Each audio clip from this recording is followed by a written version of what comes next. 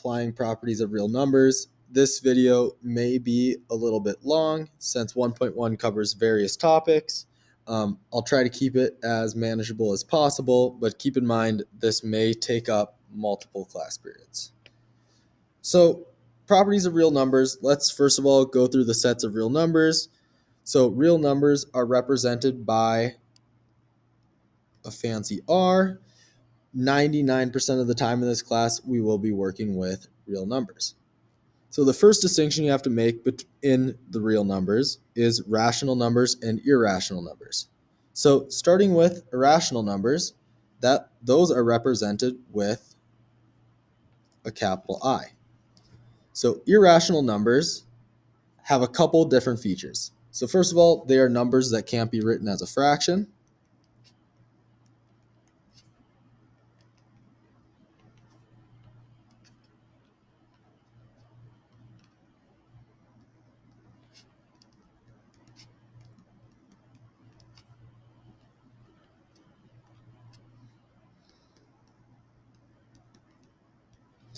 For example, you could have pi, e, so on and so forth. There are lots of numbers that can't be written as a fraction. Irrational numbers can also be square roots of a non-perfect square. Oops. Get this comment out of here if I can.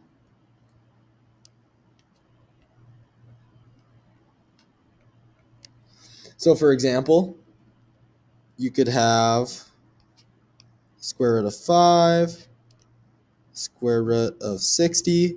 Both of those would not simplify as a rational number. It is also important to keep in mind that irrational numbers are non-terminating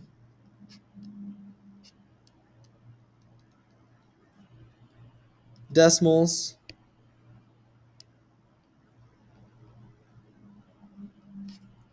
without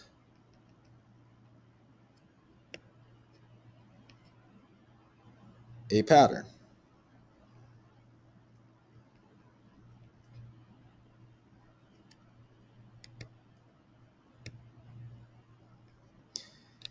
An example of that would be 3.14159, so on and so forth. That is pi.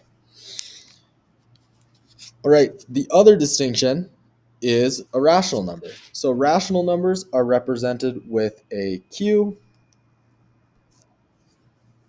and rational numbers are any number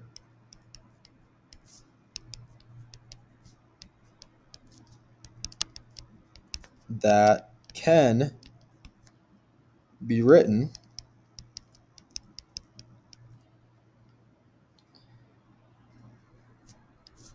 as a fraction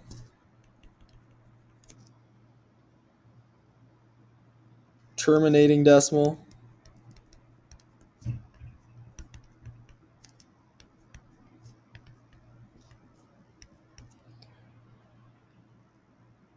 or repeating decimal.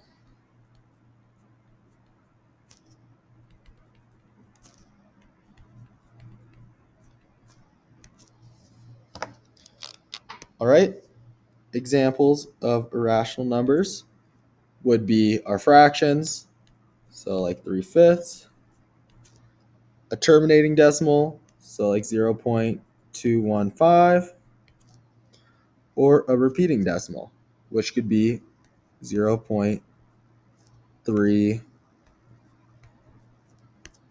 repeating. Those are all rational numbers. So within the rational numbers, we can categorize even further. So the next categorization would be integers, which are represented by a z. So integers are whole numbers and their opposites.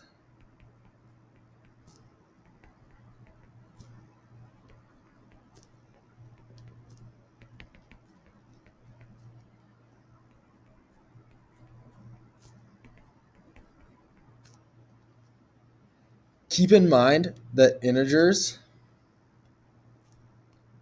have no fractions or decimals, only whole numbers. So whole numbers and their opposites just mean positive or negative whole numbers. So examples of these would just be negative numbers that are whole and positive numbers.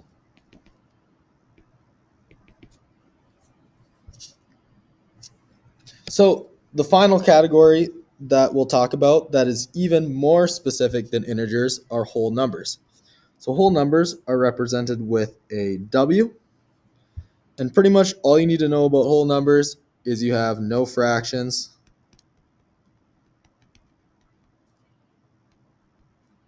no decimals, and no negatives. Okay, so examples of whole numbers would be 0, 1, 2, 3, so on and so forth. Think about whole numbers as starting at 0 and moving forward. The last set of numbers that's even more specific would be the natural numbers. The only thing you have to know about natural numbers is they do not include 0. Okay, so let's go down and look at a couple of examples, and let's name all the sets of numbers to which the number belongs. So when determining the sets of numbers that the number belongs in, we know all of our numbers are going to be real numbers. So really the key here is to figure out what's the most specific group and work backwards. So for number 1 here, we have 3.5. 3.5 obviously is a decimal, so that rules out whole numbers and integers. But unlike irrational numbers, this is a terminating decimal. So we know that 3.5 is a rational number. Then you work your way out because those are less specific. And 3.5 would also be a real number. Number 2, we're working with 0. As you can see in our example, 0 is part of our whole numbers. So that's going to be the most specific group. And since it's a part of the whole numbers, it's a part of every group larger than that except for irrationals. So it's also an integer, it's also rational, and it is also a real number. Okay, the final group here for number 3 is negative 0.75. Negative 0.75 is a decimal, but unlike irrational numbers, it is also terminating. So negative 0.75 is also a rational number, which in turn makes it a real number as well. Okay, let's just do one more. Number 4, we have pi. As you can see, pi is an example for our irrational numbers. So we know pi is going to be irrational, which means that the only other group that it can possibly be a part of is rational. Okay, for the rest of these, the other 5, please try them on your own. Remember, start with the most specific group and work your way outwards. Okay, the next topic in 1.1 here is unit analysis and conversions. So let's just do a couple of these and we'll save a couple for class. So if we're going for converting 4 gallons to pints, we need to know the gallons to pints conversion, if we know one. So many of you already know that 1 gallon equals 8 pints. So using our unit conversions, we're going to start with the unit that we know. So we know that we have 4 gallons.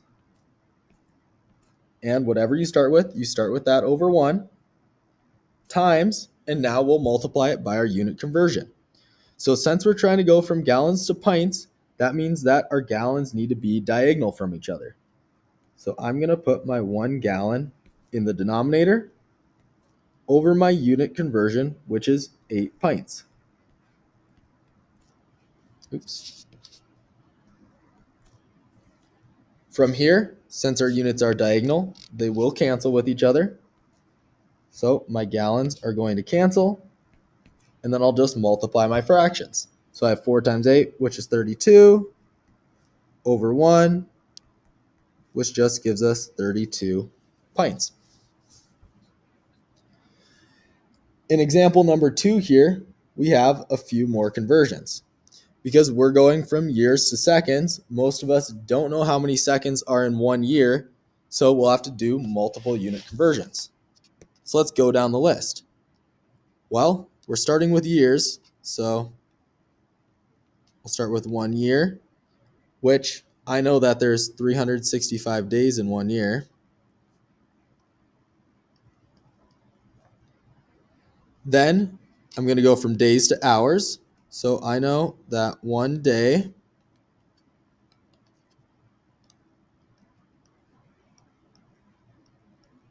equals 24 hours. I know that 1 hour equals 60 minutes. And 1 minute equals 60 seconds. So those are going to be my unit conversions to get me all the way from years to seconds. So let's set up our fractions. I've got 16 years over 1. That's my first unit. And now let's just go down the list. Years have to be diagonal. So I've got 1 year over 365 days. 1 day over 24 hours. 1 hour over 60 minutes. I'm going to erase my units here to give me a little more room. And my last unit was 1 minute over 60 seconds. And if you set this up correctly, you can cancel all of your units diagonally. So my years are going to cancel. My days will cancel. My hours will cancel. My minutes will cancel. And that will just leave me with my seconds. So once again here, we got fairly lucky because all of our denominators are 1. So I'll just have to multiply my numerators. So if you go ahead and multiply 16 times 365 times 4, 24, times 60, you would get 504,576,000 seconds as your unit conversion. So why don't you guys go ahead and try 3 and 4 on your own. They are both a little bit different than the first two that we did, but it's all review, so it's things that you guys should be able to have a chance at. We will go over them together in class though. Similarly, you have 2 more examples on the back page here. Please try 5 and 6 on your own. I will not do them in the video just to save on some time. Okay, the next thing we are going to look at is going through the properties of addition and multiplication. These are important that you guys memorize. We will probably quiz on these at some point, and it should be fairly easy as long as you guys take the time to learn them. So the first property of addition and multiplication is the commutative property. Commutative, remember, is just the changing in order.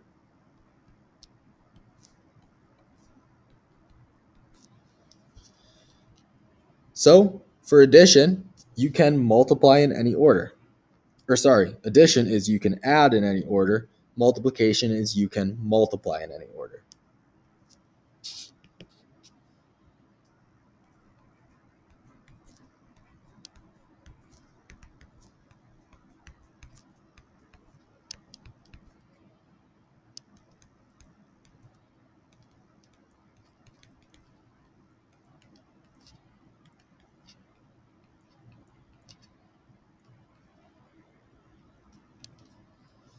Okay, let's look at a couple of examples that you can base your work off of.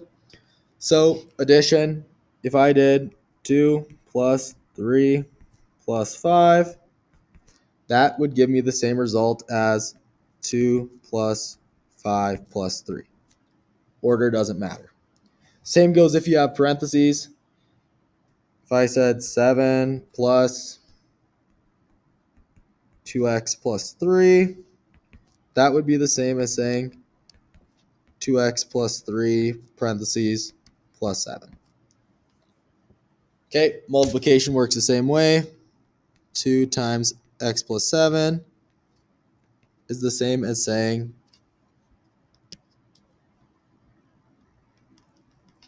x plus 7 times 2. Okay, you can add or multiply in any order. The associative property is our groupings property.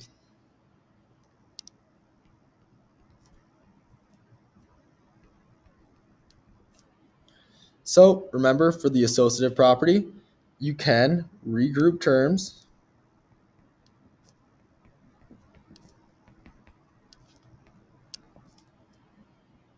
when adding,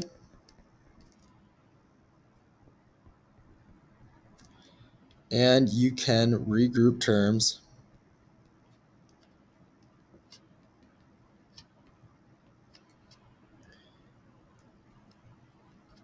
when multiplying.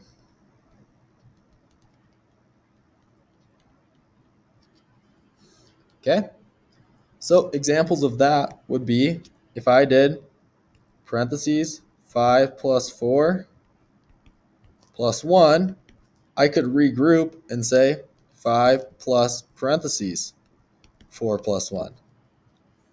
Same with multiplication.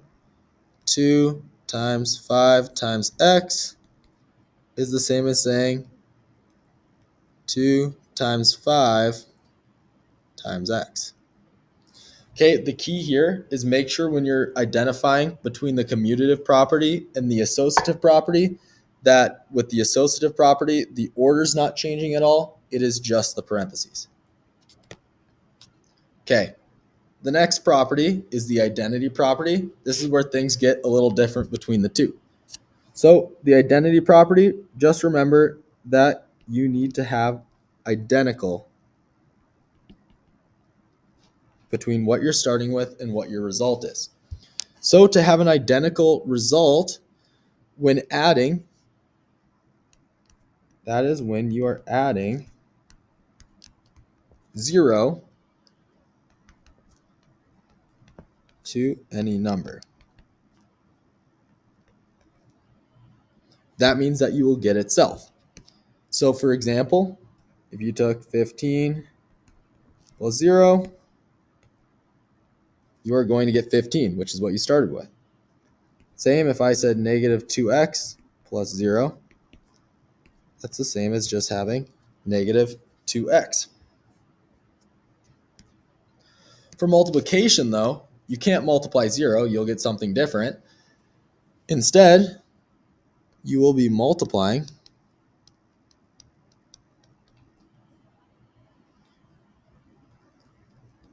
any number by 1. So if you took 15 times 1,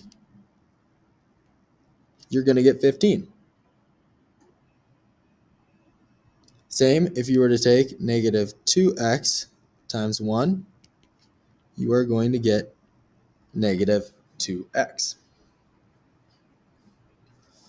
All right, the next property is the inverse property. That is when you are undoing. So to undo, it is different between addition and multiplication. So to undo addition, you are going to add the opposite, which will equal 0. So examples of that, if I have 15 and I want to get to 0, I need to add by the opposite, which is going to be negative 15. 15 plus negative 15 is 0. Same with if I had 3y, I could add by negative 3y or subtract by 3y, and that is going to get me 0. For multiplication, though, things are a little bit different. You'll have to be multiplying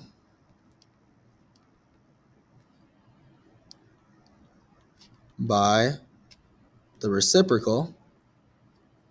Oops, did that again.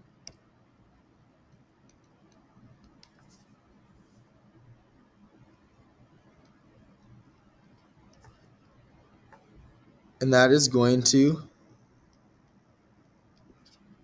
equal 1.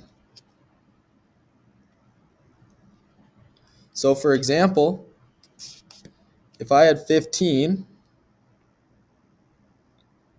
I could multiply that by 1/15,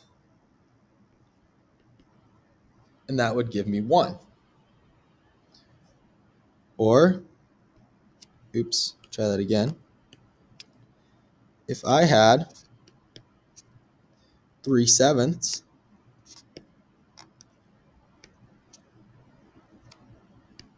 come on now,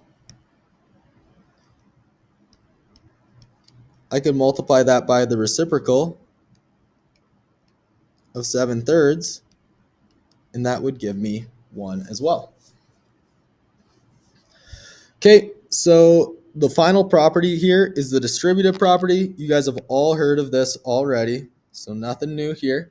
So for the distributive property, you're going to multiply every term in the parentheses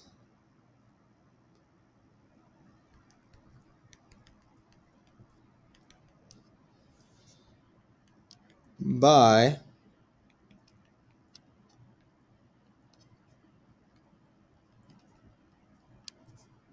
the outside number.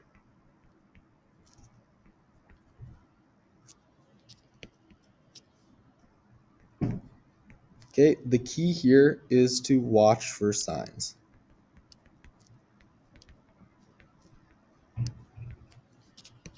Okay, examples of this would be if I gave you -4 times parentheses 5x minus 1. We could distribute our -4. So -4 times 5x gives me -20x. -4 times -1 gives me +4. And that's what you're looking for with the distributive property. Okay, so I know that took a little bit of time, so I'm going to stop the video there. With the properties below here, these examples, why don't you give them a try on your own? Make sure to write all of them down. But the key here is to try your best to match what you are seeing below with the examples that I showed you above. Okay, please try these on your own. Come to class with questions and we'll take a look at everything. Thanks for watching.